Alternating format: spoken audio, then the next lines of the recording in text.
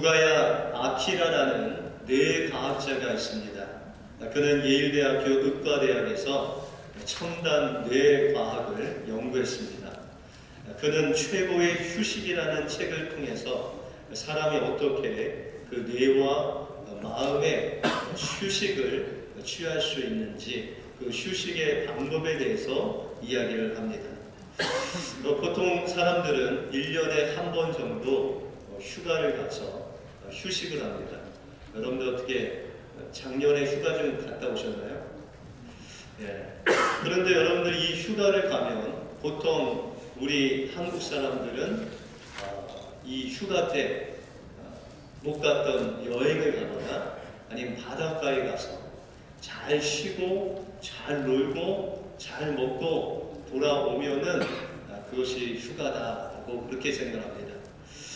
그런데 종종 우리가 휴가를 가서 보면 의외로 미국 사람들은 우리같이 잘 먹고 잘 놀고 잘 쉬는 것 같지 않고 휴가를 와서도 책을 읽기도 하고 서로 그냥 조곤조곤 대화를 하기도 하고 우리가 생각하는 휴가와 같지 않게 그냥 미국 사람들이 조용히 책을 읽으면서 조용한 시간을 갖는 것 같습니다.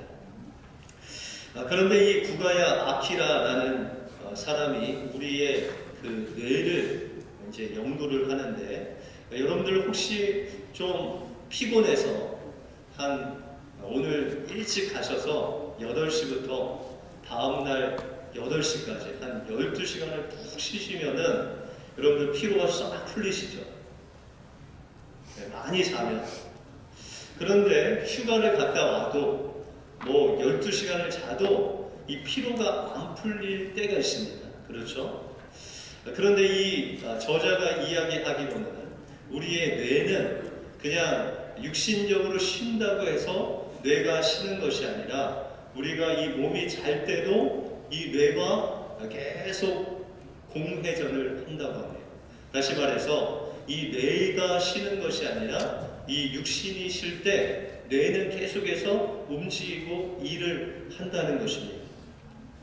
그래서 우리가 이 뇌를 쉬게 하기 위해서는 그가 이야기한 방법은 조용한 곳에 이렇게 잘 편안하게 앉아서 그 호흡을 잘 하면서 자신이 과거나 미래를 걱정하는 그 마음을 내려놓고 현재 내가 살아있는 그 살아있음을 느끼면서 그 현재의 중요함을 느끼는 그런 습관을 계속 갖는 것, 그것이 바로 뇌를 또 마음을 쉬게 하는 방법이다라고 그렇게 이야기를 합니다. 여러분들 어떻게 뇌를 좀 휴식을 주시고 계십니까? 그런데 그가 이제 터득한 최고의 휴식이라는 이 책을 뛰어넘어서 우리 믿는 사람들은 늘 뇌를 피곤하게 하지 않고 쉬게 하는 방법을 갖고 있습니다. 그것이 뭐냐면 바로 여러분들이 매일매일 하나님께 기도하는 것입니다. 여러분들 기도할 때 어떻게 기도하시죠? 네, 편안히 앉아서 여러분들의 마음을 모두어서 눈을 감고 하나님께 집중하죠. 그렇죠? 여러분들 기도하다 보면 때로는 이 잡념이 들고 또한 다른 생각이 들 때 오직 주님만 바라볼 때 여러분들 그 마음으로 주님을 집중할 수 있다는 것입니다. 바로 이것이 그가 이야기하는 이 최고의 휴식을 뛰어넘어서 우리 믿는 자들이 하나님께서 주시는 우리의 뇌와 마음을 휴식할 수 있는 방법이 바로 기도라는 것입니다. 여러분들 기도의 한 방법이 바로 시편 1편에 나와 있는 하나님 말씀을 묵상하며 하나님을 바라보는 것입니다. 복 있는 사람은 주야로 하나님을 묵상한다 라고 했을 때 이 묵상이야말로 여러분의 마음과 여러분의 뇌와 여러분들의 영을 쉬게 할 수 있는 하나님이 주신 귀한 휴식의 방법이라는 것입니다. 그러므로 우리 매일매일 삶 속에서 과거는 또한 미래는 하나님 앞에 온전히 맡기고 오늘이라고 하는 이 현재, 이 시간, 우리가 주님을 바라보고 주님을 만나고 주님을 바라볼 때 하나님께서 주시는 그 영혼의 쉼이 여러분들에게 임하게 된다는 것입니다. 하나님을 바라보시고 하나님의 말씀을 묵상할 때 여러분들의 삶 속에 하나님께서 주시는 그 편안함과 은혜를 누리시는 여러분들의 삶이 되시길 바랍니다. 오늘 본문은 바로 우리가 먼저 바라보아야 할 대상이 나옵니다. 그것이 바로 우리의 믿음의 주요, 우리의 믿음을 온전케 하시는 예수님을 바라보아야 된다는 것입니다. 다른 말로 우리가 매일매일 예수님을 묵상하며 나갈 때 하나님께서 우리 마음속에 하나님의 축복을 예비해 주셔서 바라봄의 축복을 우리에게 주신다는 것입니다. 오늘 본문을 통해서 예수님을 바라보는 것이 무엇이고 예수님을 바라볼 때 하나님께서 여러분들에게 주시는 축복이 무엇인지 오늘 본문을 통해서 살펴보겠습니다. 먼저 바라봄의 축복이란 예수님을 바라봄으로 통해서 하나님께서 주시는 격려의 축복입니다. 오늘 본문에 보시면 우리가 바라보아야 할 대상이 바로 예수님이다 라고 말씀하십니다. 그런데 이 예수님이 그의 삶을 자세히 보면 예수님께서도 우리가 살아야 할 그 믿음의 삶을 살았다는 것입니다. 그러면 우리가 바라보아야 할 대상은 예수님이신데 그러면 예수님은 누구를 바라보셨을까요? 네, 하나님을 바라보셨다는 것입니다. 예수님도 우리와 같이 우리가 예수님을 바라보듯 하나님을 매일매일 바라보고 묵상하면서 하나님께서 주시는 그 평안과 하나님께서 주시는 그 축복을 가지고 하나님의 사역을 감당하셨다는 것입니다. 때때로 예수님도 피곤하고 낙심될 때가 있었습니다. 그럼에도 불구하고 그럴 때마다 예수님이 하나님을 바라보셨다는 거예요.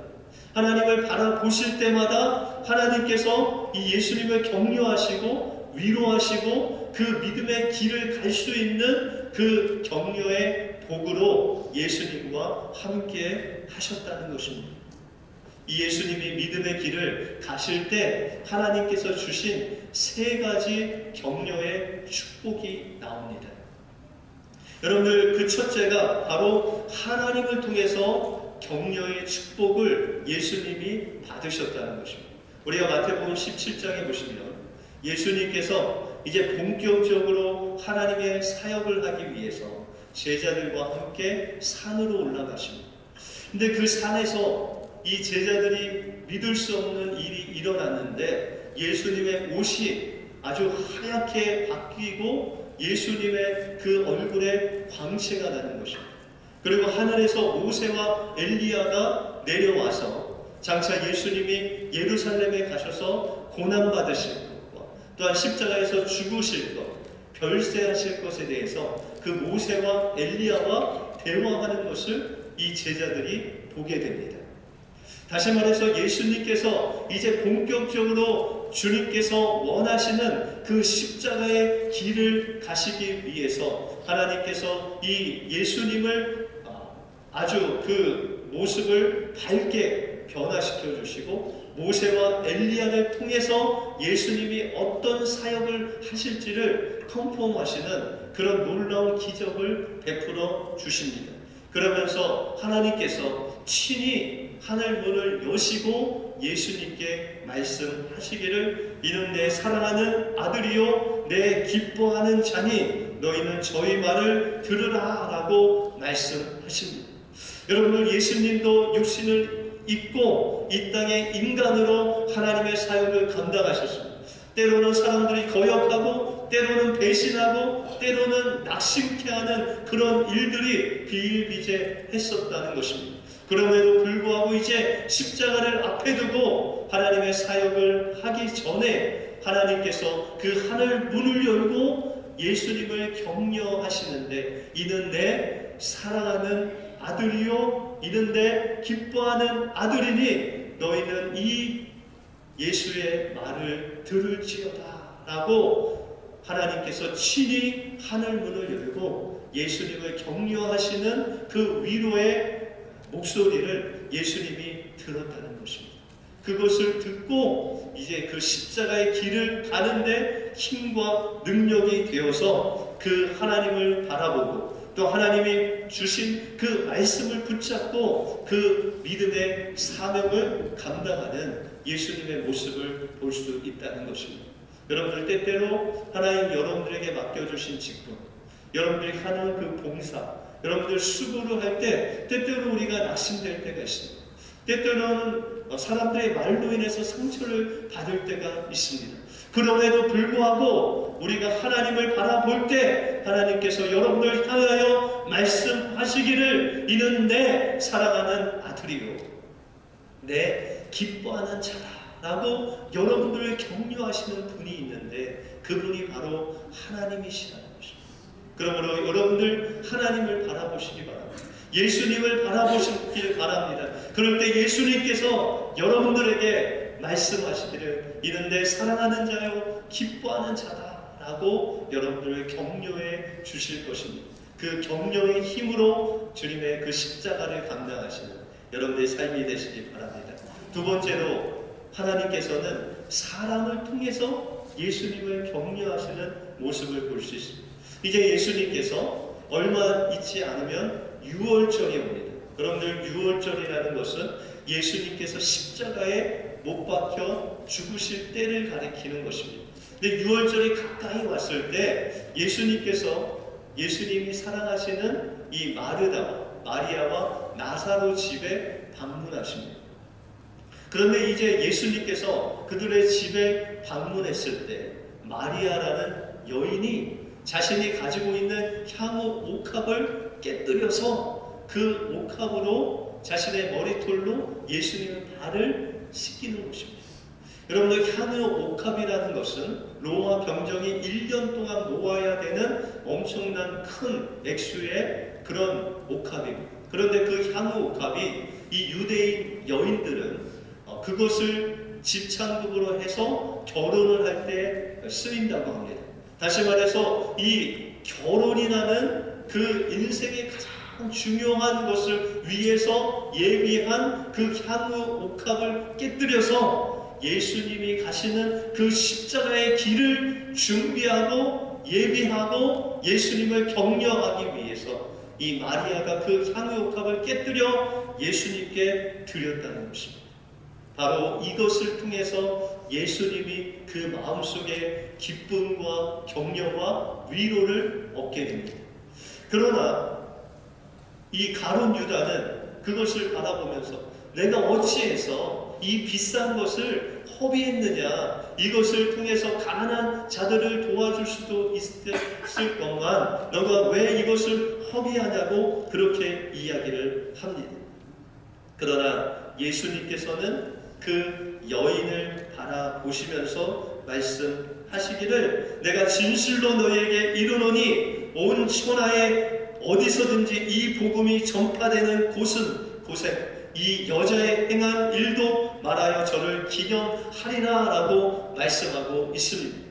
여러분들 예수 그리스도의 그 십자가 사역을 통해서 우리 모든 인류를 구원하시는데 그 복음이 전파될 때마다 그 마리아가 예수님을 격려하고 위로하고 그의 헌신을 통해서 그 십자가의 길을 준비한 그 여인을 기념하게 된다고 말씀하고 있다는 것입니다. 바로 이것이 마리아를 통해서 예수 그리스도께서 십자가의 길을 갈 수 있도록 해준 격려와 위로와 사랑의 그런 사건이었다라고 말씀하고 있습니다. 때때로 우리도 주님이 우리에게 주신 그 십자가 지고 갈 때 때로는 힘들고 때로는 넘어지고 때로는 그 십자가가 너무 무거워서 하나님 앞에 애통하며 부르짖을 때가 있다는 것입니다. 그런데 그 모습을 누가 알 수 있죠? 여러분들 옆에 있는 우리 성도 한 분이 다른 사람들의 그 믿음의 그 사명을 감당하는 그 모습을 보고 힘들고 어려움을 느낄 수가 있다는 것입니다. 왜냐하면 같은 성령님께서 우리 안에 계시기 때문입니다. 그럴 때 여러분들이 다른 어떤 것, 향유옥합을 깨뜨리지 못하더라도 여러분들 가장 소중한 그 사랑의 마음으로 격려 한마디를 하게 되면 그것을 통해서 그 마음이 힘을 얻고 위로가 되고 하나님의 그 사명을 이룰 수 있는 하나님의 능력이 된다는 것입니다. 그러므로 여러분들 옆 사람들 좀 바라볼 때 격려하시기 바랍니다. 하나님께서 당신을 기뻐하십니다 라고 격려하고, 당신은 하나님이 사랑하는 귀한 성도입니다 라고 서로 격려하며 나갈 때 하나님께서 그 사람의 격려를 통해서 하나님께서 우리에게 주신 그 사명을 감당할 수 있는 능력을 우리에게 공급해 주신다는 것입니다. 마지막으로 세 번째 손길은 바로 성령님께서 예수님을 격려하시는 귀한 손길로 인도해 주셨다는 것입니다. 예수님께서 겟세마네 동산에서 기도하실 때 누가복음 22장 44절을 보시면 예수께서 힘쓰고 애써 더 간절히 기도하시니 땀이 땅에 떨어지는 핏방울과 같이 되었다라고 말씀하고 있습니다.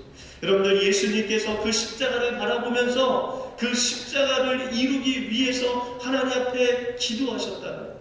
여러분들, 그 십자가를 이루는 것, 예수님은 하나님의 아들이시고 전능하신 분이시기 때문에 할 수 있는 능력이 있으셨습니다. 그럼에도 불구하고 예수님은 하나님의 아들로 십자가를 지신 것이 아니라 인간으로서, 죄 없는 인간으로서 우리를 구원하시기 위해서 그 십자가를 지기 위해서 예수님이 하나님을 바라보셨다는 거예요.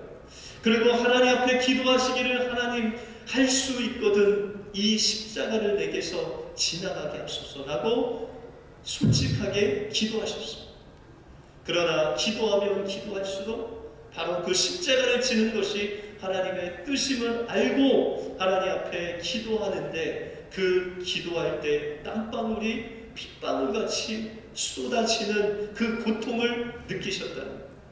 그때 예수님께서 제자들에게, 잠을 자고 있는 제자들에게 깨우시면서 내가 1시 동안도 나를 위해 깨어있을 수 없느냐라고 말씀하시면서 너희가 시험에 들지 않기 위해서 깨어있으라 라고 말씀하십니다.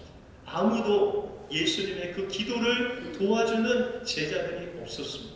그러나 예수님 곁에서 예수님이 그 십자가를 질 수 있도록 도와주신 분이 있었는데, 그분이 바로 성령님이셨습니다.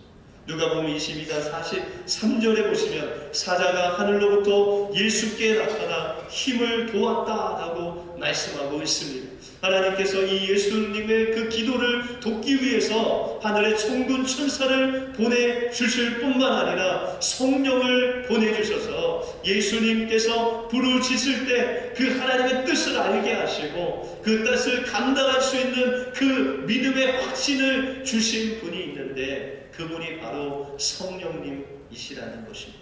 때때로 우리가 십자가의 길을 갈 때 이 길이 정말 하나님께서 원하시는 길인지 의심할 때가 있습니다.